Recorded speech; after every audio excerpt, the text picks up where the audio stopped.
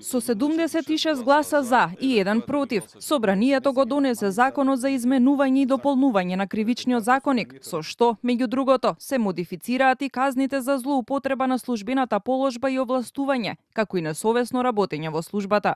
Според власта, новите законски решенија превенираат висока корупција, ја зајакнуваат надлежноста на ОЈО-ГОК и се во согласност со забелешките на Европската комисија. Додека пак, за опозицијата, новите одредби всушност ги намалуваат казните и амнестираат од одговорност. Со овој закон се исправува една сериозна неправда направена со измените на кривичниот законник од септември 2023 година, донесени од претходната власт, со која беа ублажени казните за корупција, беа избришани клучни одредби за злоупотреби во јавните набавки и беа создадени услови за застарување на предмети од висок профил на корупција.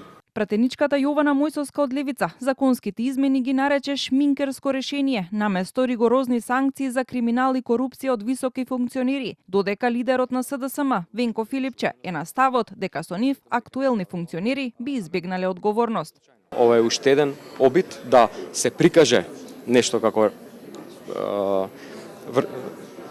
реформски закон, поднесување на реформски закон, а на мала врата се дозволуваат амнестии на актуелни функционери. Со ваквото законско решение ние најпрво имаме најмалување на казните за делата кои се сторени од областа на злоупотребата на службена положба и должност, како и во делата при злоупотреба на јавни набавки.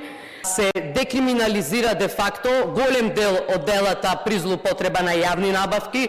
Според доставеното образложение во Собранието, измените се направени согласно негативните забелешки на Европската комисија за борбата против корупцијата, како и решението на Уставниот суд да се ревидираат слабостите создадени од претходните измени од 2023-та, кои предизвикаа застарување на голем број предмети од областа на високата корупција и го намалија опсегот на действија вброени во злоупотреба на службената положба и несовесно работење во службата.